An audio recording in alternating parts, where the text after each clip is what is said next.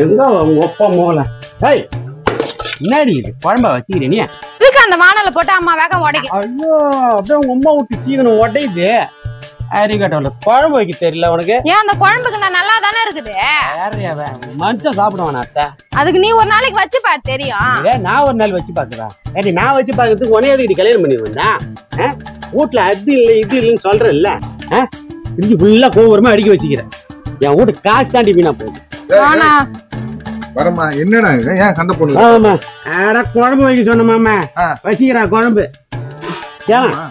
என்னைக்கே ஒரு நாளைக்கு நல்லா இல்ல போதும் நான் அதுக்கு போய் சண்டை போடுறாருண்ணா.